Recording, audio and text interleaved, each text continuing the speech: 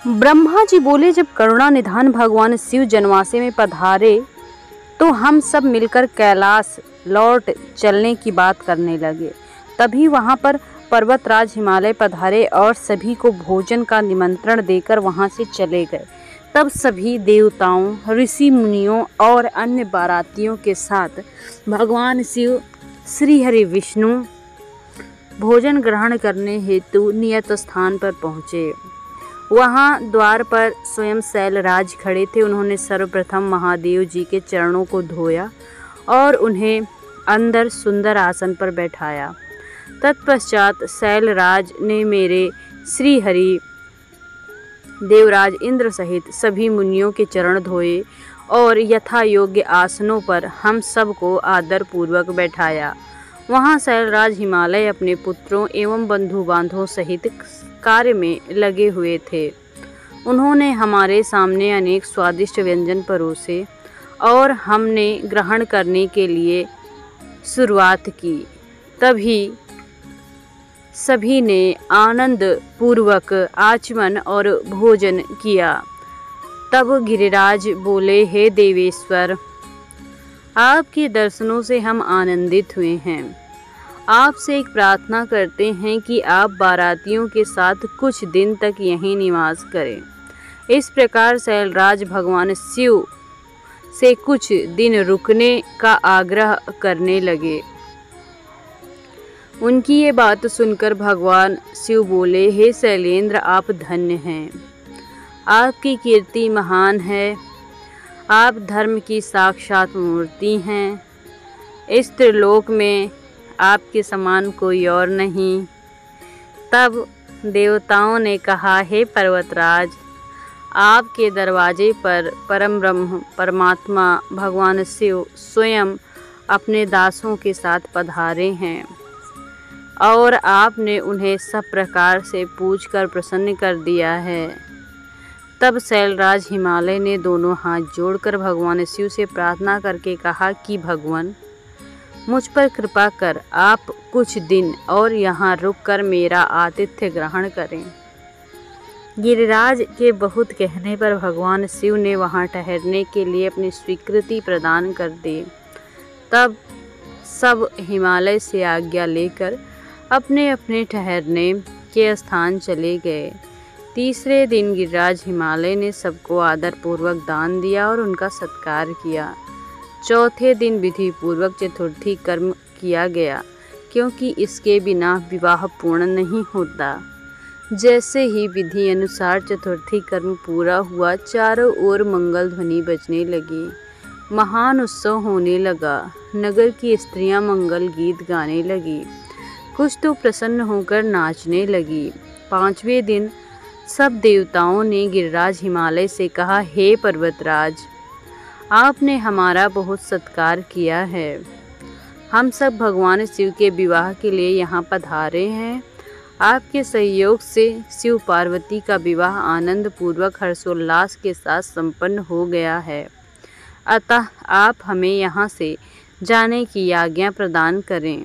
परंतु गिरिराज हिमालय स्नेहपूर्वक बोले, हे भगवान शिव, ब्रह्मा जी, श्री हरि विष्णु, देवराज इंद्र अपनी प्रिय पुत्री पार्वती के कठिन तप के कारण ही आज मुझे ये सौभाग्य प्राप्त हुआ है कि जगत के कर्ता, पालक, संहारक सहित सभी देवता और महान ऋषि मुनि के साथ मेरे घर की भी शोभा बढ़ाने आप लोग आए। आप सबकी एक साथ सेवा करने का शुभ अवसर मुझे प्राप्त हुआ। उसका पूरा आनंद आप मुझे उठाने दीजिए। हे देवाधिदेव, आपने इस तुच्छ भक्त पर इतनी सी कृपा करके बहुत कृतार्थ किया।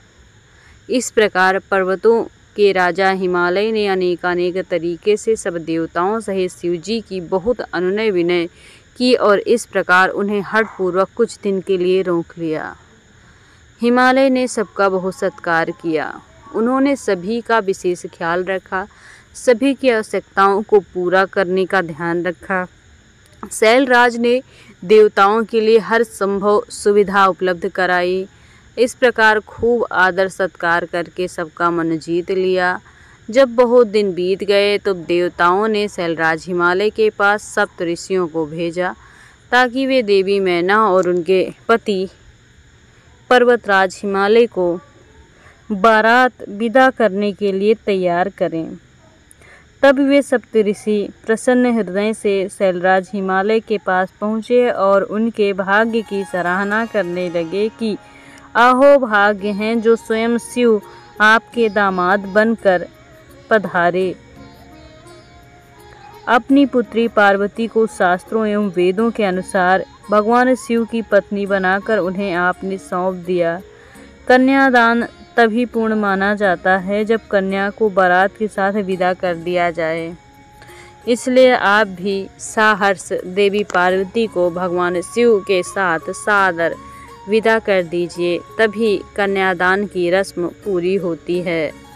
तब मैना और उनके पति गिरिराज हिमालय बारात को विदा करने के लिए राजी हो गए।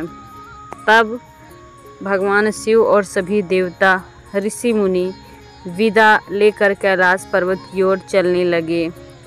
तब देवी मैना जोर जोर से रोने लगी और बोली, हे कृपा निधान भगवान शिव, मेरी पुत्री पार्वती का ध्यान रखिएगा। मेरी पुत्री आपकी परम भक्त है। सोते जागते वो सिर्फ आपके चरणों का ध्यान करती है। आप सदा उसके हृदय में विराजमान रहते हैं। आपके गुणगान करते वो थकती नहीं, आपकी कतई निंदा नहीं सुन सकती। यदि मेरी बच्ची से जाने अनजाने कोई अपराध हो जाए तो क्षमा कर दीजिएगा। आप तो भक्त वत्सल हैं, करुणा निधान है। मेरी पुत्री पर कृपा दृष्टि बनाए रखिएगा। ये कहकर मैना ने अपनी पुत्री भगवान शिव को सौंप दी। कितने आश्चर्य की बात है। प्रत्येक माता पिता इस बात को जानते हैं कि बेटियां पराया धन होती हैं। वे जहाँ जन्मती हैं वहाँ वृद्धि को प्राप्त नहीं होती, फिर भी उनकी विदाई के समय वे दुखी होते हैं। अनजाने ही अपनी आँखों से आंसू की झड़ी कैसे लग जाती है। अपनी प्रिय पुत्री पार्वती के वियोग को सोचते हुए वे मूर्छित होकर जमीन पर गिर पड़ी। तब उनके मुंह पर जल की बूंदें डालकर उन्हें होश में लाया गया। तब सदाशिव ने देवी मैना को अनेक प्रकार समझाया ताकि वे अपने दुख को भूल जाएं। फिर कुछ समय के लिए मैना और पार्वती को अकेला छोड़कर भगवान शिव सब देवताओं व गणों के साथ मिलकर हिमालय से आज्ञा लेने के लिए चल दिए। हिमालय नगरी के एक सुंदर बगीचे में बैठकर वे सब प्रसन्नतापूर्वक भगवान शिव की प्राणवल्लभा पार्वती के आगमन की बाट सजाए उनकी प्रतीक्षा करने लगे। वे शिवगण प्रसन्नतापूर्वक प्रभु महादेव जी की जय जयकार कर रहे थे। पार्वती को पति व्रत धर्म का उपदेश। ब्रह्मा जी बोले, हे मुनिश्रेष्ठ नारद, जब शैलराज हिमालय और देवी मैना को आज्ञा लेकर भगवान शिव सभी देवताओं और ऋषि मुनियों सहित अन्य देवगणों शिवगणों को लेकर उस स्थान चले गए, तब सप्तऋषियों ने कहा, हे शैलराज, अपनी पुत्री को शीघ्र ही भगवान शिव के साथ भेजने की कृपा करें। ये सुनकर हिमालय बहुत व्याकुल हो गए। उन्होंने देवी मैना से पार्वती को भेजने के लिए कहा। देवी मैना ने वैदिक रीति का पालन करते हुए अपनी पुत्री को सुंदर वस्त्र आभूषण से श्रृंगार कराया। उस समय मैना ने एक ब्राह्मण पत्नी को बुलाकर पतिव्रत धर्म की शिक्षा देने को कहा। ब्राह्मण पत्नी वहां आकर पार्वती को शिक्षा देते हुए कहती है, हे पार्वती, इस सुंदर संसार में नारी विशेष पूजनीय मानी जाती है। जो स्त्रियां पतिव्रत का पालन करती हैं वे धन्य हैं। वे दोनों कुलों को पवित्र करती हैं। उनके दर्शन मात्र से पाप नष्ट हो जाते हैं। जो पति को साक्षात ईश्वर मानकर उनकी सेवा शुश्रूषा करती हैं वे स्त्रियां इस लोक में आनंद को प्राप्त करती हैं और अपने दोनों कुलों को तार देती हैं। सावित्री, लोपमुद्रा, अरुंधति, शांडिली, शतरूपा, अनुसुईया, लक्ष्मी, स्वांधा, सती, संज्ञा, सुमति, श्रद्धा, मैना और स्वाहा आदि नारियां साध्वी कहलाती हैं। वे अपने पति व्रत धर्म के कारण ब्रह्मा, विष्णु और शिव की पूजनीय हैं। इसलिए स्त्री को सदैव अपने पति का आज्ञा का पालन करना चाहिए। पति व्रत स्त्री पति के भोजन कर लेने के बाद ही भोजन करे। जब वो खड़ा हो खुद ना बैठें। पति के सो जाने के बाद सोएं, उसके उठने से पहले उठ जाएं। क्रोधित होने पर, अत्यधिक प्रसन्न होने पर भी पति का नाम ना लें। पति के बुलाने पर सभी कर्मों को छोड़कर पति के साथ चली जाएं। उसकी हर आज्ञा को अपना धर्म मानकर उसका पालन करें। कभी वह प्रवेश द्वार पर खड़ी न हो। बिना किसी कार्य के किसी के घर न जाएं और जाने पर बिना कहे कदापि न बैठें। अपने घर की वस्तु किसी को न दें। पति व्रता स्त्री वस्त्रों आभूषणों से विभूषित होकर अपना मुख पति को दिखाना चाहिए। जब पति घर से बाहर या परदेश गया हो, उन दिनों पतिव्रता स्त्री को सजना संवरना नहीं चाहिए। पति के सेवन की चीज़ें ठीक समय पर जब उसे आवश्यकता हो तुरंत दे दें। अपना हर कार्य चतुराई और होशियारी से करें।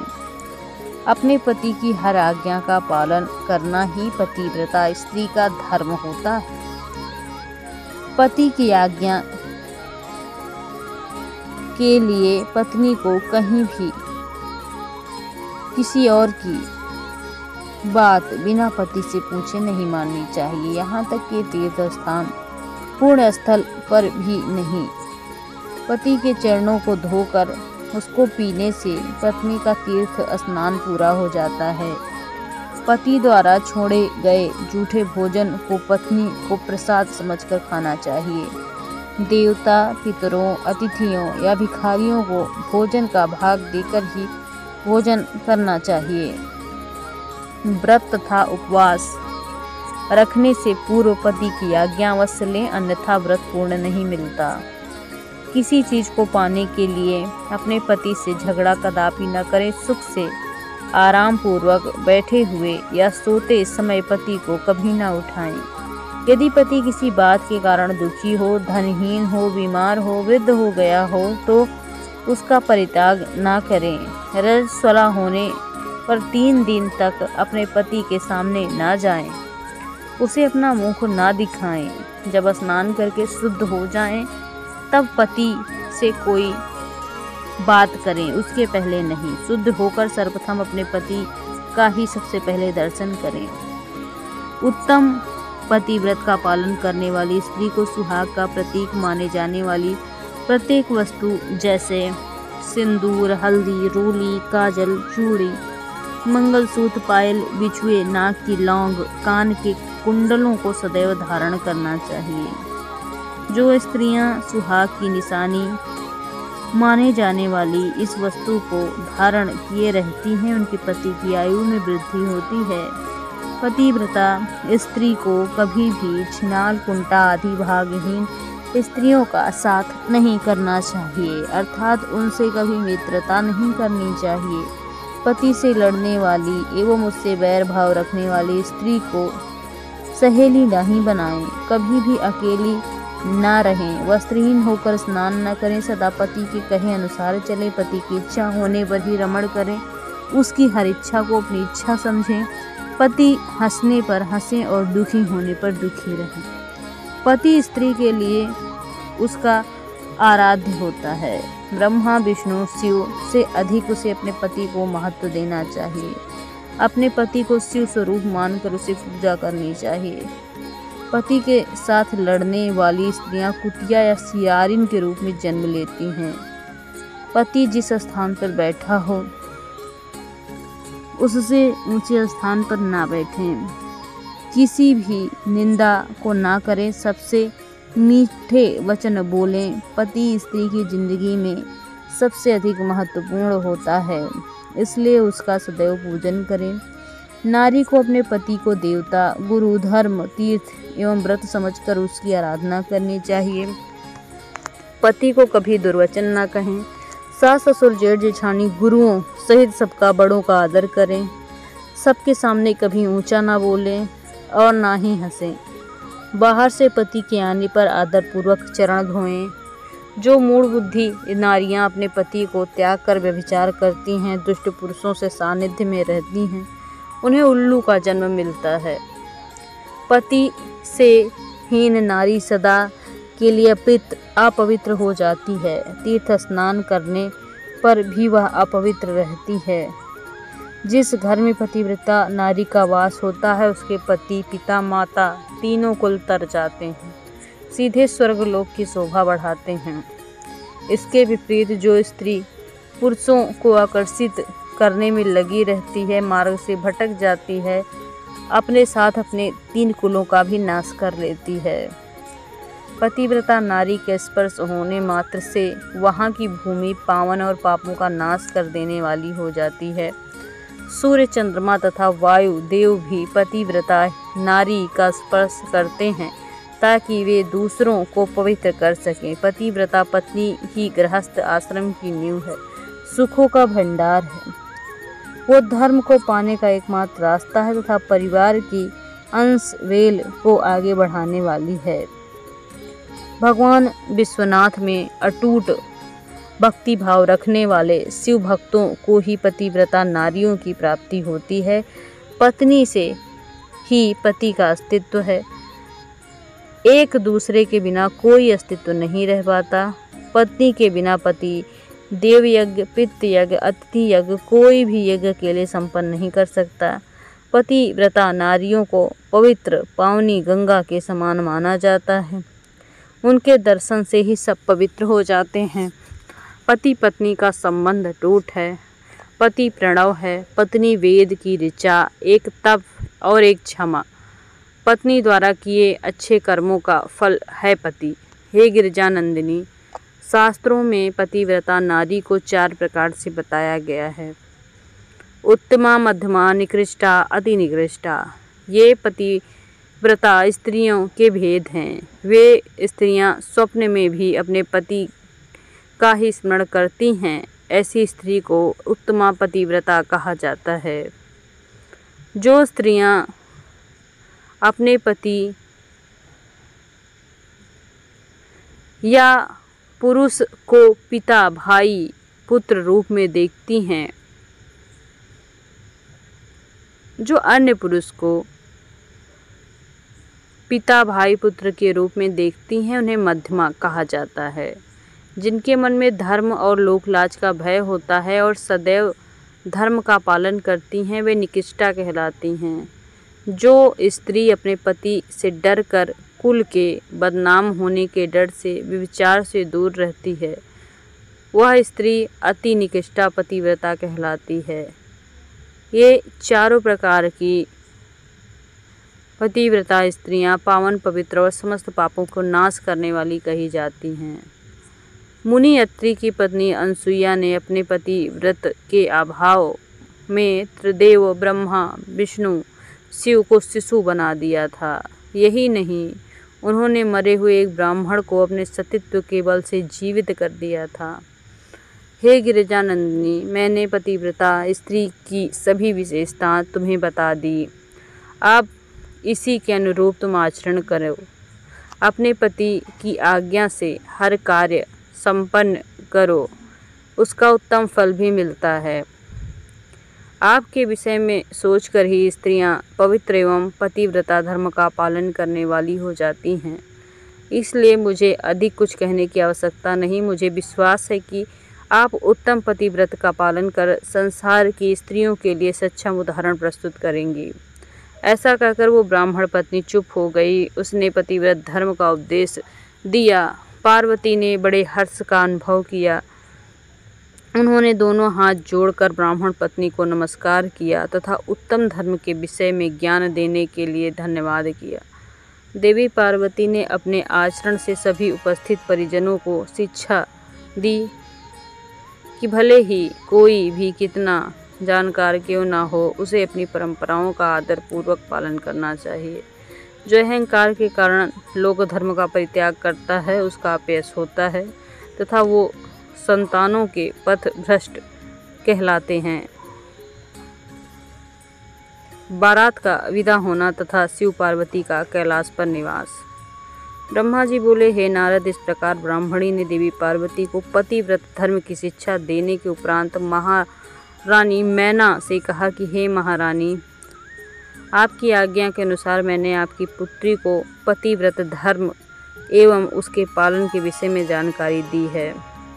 अब आप उसकी विदा की तैयारी करिए। देवी मैना ने पार्वती को अपने हृदय से लगाकर जोर जोर से रोने लगी। अपनी माता को इस प्रकार रोता बिलखता देख उनकी आंखों से अश्रुधारा बहने लगी। पार्वती और मैना को रोता देख सभी देवताओं की पत्नियां, उपस्थित नर नारियां भाव विह्वल हो उठे। तभी पर्वत राज हिमालय ने अपने पुत्रों मैनाक मंत्रियों के साथ आए और मोह के कारण अपनी पुत्री पार्वती के गले लगकर रोने लगे। गिरजा की माँ, भाभियाँ तथा वहाँ उपस्थित स्त्रियाँ रो रही थी। तब तत्वज्ञानियों और मुनियों तथा पुरोहितों में आध्यात्म का ज्ञान सबको समझाया और उपस्थित शुभ मुहूर्त में ही बारात विदा करनी चाहिए, ऐसा कहा। ऋषियों मुनियों के समझाने से भावनाओं का सागर थमा। तब पार्वती ने भक्ति भाव से अपने माता पिता, भाई, गुरुजनों का चरण स्पर्श किया, आशीर्वाद प्राप्त किया, पुनः रोने लगी। सब ने प्रेम पूर्वक चुप कराया। शैलराज हिमालय ने अपनी पुत्री पार्वती के बैठने के लिए सुंदर रत्नों से जड़े पालकी को मंगाया। ब्राह्मण पत्नियों ने उस पालकी पे उन्हें बैठाया। सभी ने ढेरों आशीष शुभकामनाएं दी। शैलराज हिमालय ने मैना ने उन्हें दुर्लभ उपहार वस्तुएं दी। देवी पार्वती के हाथ जोड़कर प्रणाम करने के बाद पालकी वहां से चल दी। प्रेम की वशीभूत होकर उनके पिता हिमालय और भाई उनकी पालकी के साथ चल दिए।